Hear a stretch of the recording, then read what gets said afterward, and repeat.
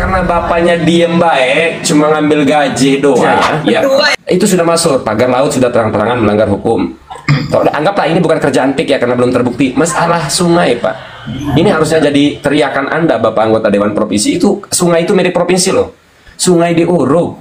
Itu mestinya teriak Anda yang berteriak gitu, sebagai wakil suara rakyat, bukan Mahesa. Karena bapaknya diem baik, cuma ngambil gaji doang. Assalamualaikum, Syekh. Waalaikumsalam, Kang Umar. Ya, salam. Haji Siap. Umar Darmawi. Dari mana, Kang Umar? Indonesia.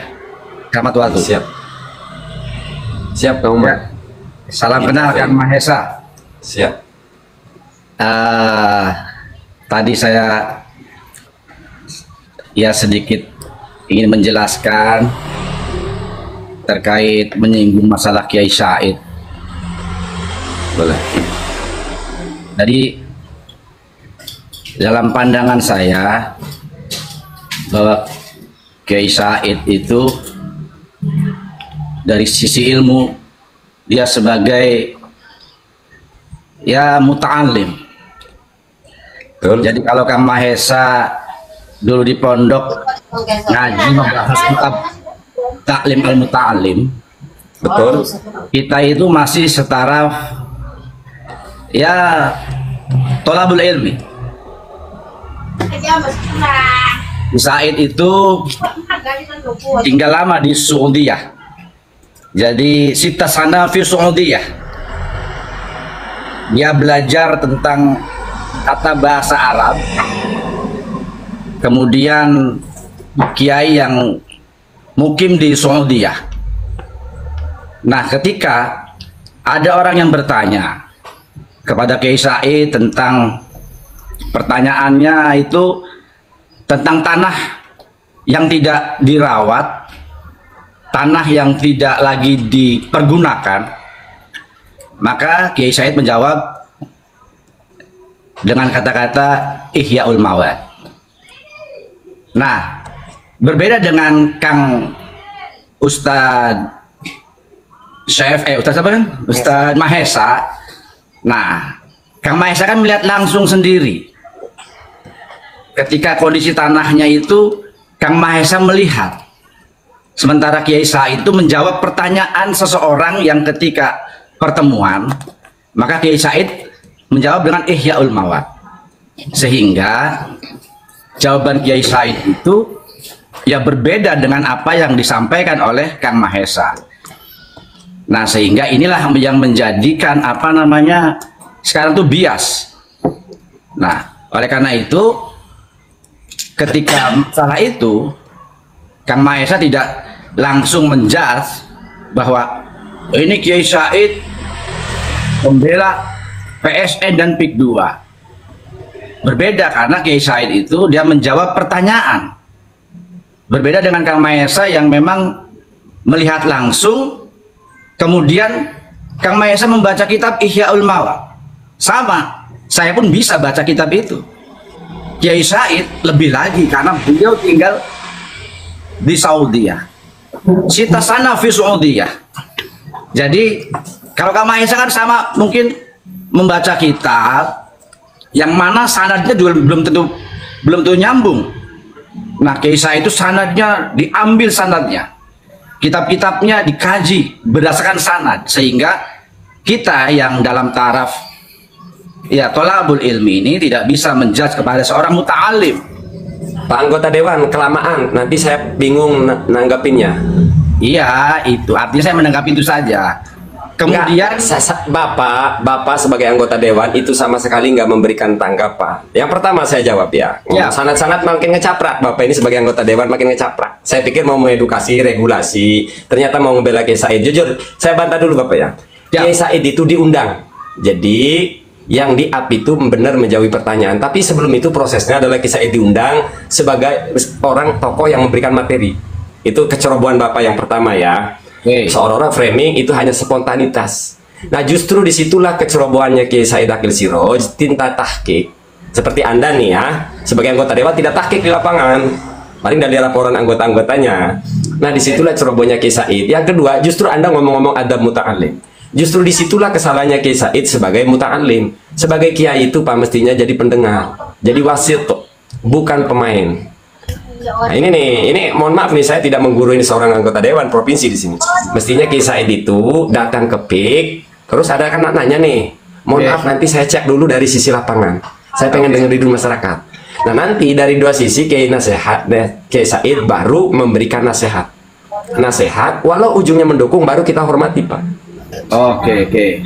Nah disinilah kecerobohannya Kiai Said sebagai orang. Bapak pengen kami bersikap menyikapi Kiai Said itu sebagai seorang kiai, sementara Kiai Saidnya bukan bersikap sebagai seorang kiai tapi pemain. Jadi sekali lagi saya edukasi, jangan salahkan. Saya ini pemain Pak. Di medsos saya ini petarung. Kiai Said itu masuk ke situ. Jadi jangan salahkan kalau kena tonjok. Jadi nggak bisa ngomong adab-adab. Ini kiai, nggak bisa Kiai Said itu jadi pemain. Pahami di situ dulu. Oke. Ya, ini hanya menjelaskan saja ketika jangan sampai nanti di luar sana itu kiai-kiai yang tidak dihormati gitu. Mestinya kalau mau menjelaskan nanti Kang Sepi. Oke, siap. Mestinya Pak Dewan itu berbicara regulasi, itu lebih bermanfaat. Di sini posisinya Anda sebagai Pak Dewan, tapi nanti besok saya datang lagi insya Allah ke gedung Anda. Itu gedung saya juga itu. Mau saya omelin Anda nanti. Karena kalau orasi saya mah barbar Pak Dewan. Iya, jadi marahin kita kok. Marahin kita menaikkan Sevi kok. Perlu Anda ketahui Pak anggota Dewan, bagi kami anggota Dewan dan pejabat eksekutif itu bagi kami pengemis suara rakyat. Jadi nggak ada wibawanya di mata Mahesa kalian itu. Pernah ngemis suara rakyat kok. Tidak lebih bagi kami. Anggota Dewan, Bupati, Gubernur. Pengemis. Ya. Go lanjut Kang Sevi kok, komen kok. Silakan Kang Sevi.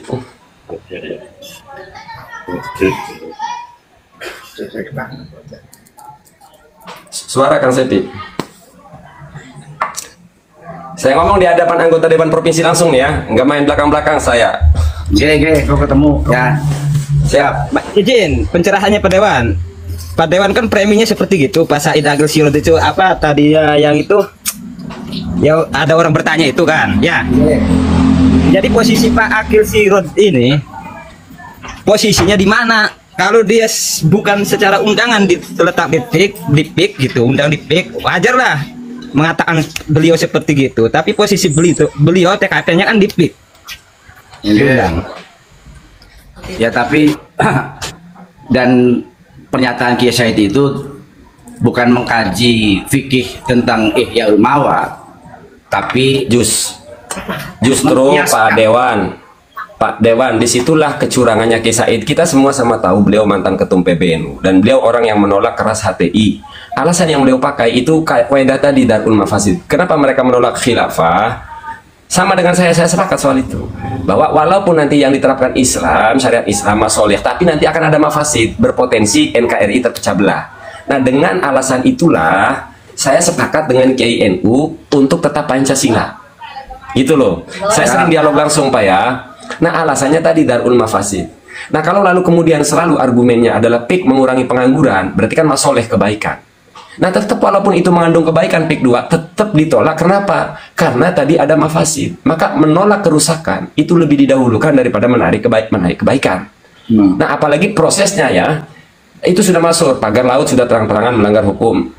Anggaplah ini bukan kerjaan PIK ya karena belum terbukti. Masalah sungai Pak, ini harusnya jadi teriakan Anda Bapak anggota Dewan Provinsi. Itu sungai itu milik provinsi loh.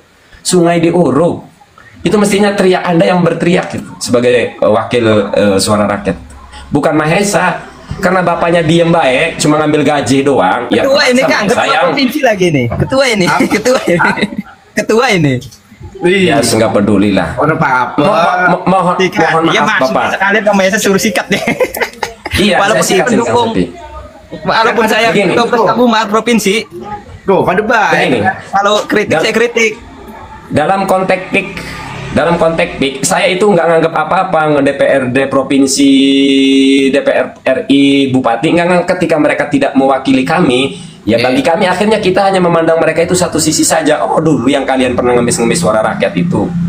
Jadi ya kita nggak bakalan bisa hormat sama yang namanya anggota Dewan, Bupati, Gubernur itu. Siapalah mereka. Saya tidak pernah minta tolong ke mereka. Mereka lah yang pernah minta tolong ke saya. Betul. Kita mau hormat harus ke peci kok. Peci ini larang pun. Jadi secara mental anggota Dewan, Bupati, Gubernur itu di bawah Mahesa. Karena Mahesa itu rakyat, pimpinan tertinggi di negeri. Saya dipilih oleh masyarakat kok, tenang aja. Masuk itu Pak Dewan. Ya wes. Edukasi kami Ampura nih. aja ya, Kang Mahesa Siap, Pak ya. Dewan. Ampura, siap. Kita Ini nggak ada pribadi ya. Kita nggak Oke. buat pribadi, ini tentang PIK ya. Iku lagi mandaya ta. Sehat selalu Pak Kang Umar. Salam. Waalaikumsalam. Dan Bapak yang tadi mohon maaf, Embruter langsung share. Langsung share itu. share. Betul. Mahesa tidak akan merubah nada, tidak akan merubah intonasi. Siapapun yang berhadapan dengan Mahesa, Kapolda kah, Kapolres kah, apalagi Gubernur kah, dalam konteks melawan PIK 2, intonasi Mahesa tidak akan berkurang. Style Mahesa tidak akan lepas, kecuali mereka temu saya sebagai Saifuddin di rumah. Yang nggak mungkin lah kita ngeritik. Kenapa? Maksudnya dia datang sebagai manusia dan saya hadapi mereka sebagai Saifuddin. Kalau ngobrolnya di rumah, ngopi, ya saya sebagai manusia biasa.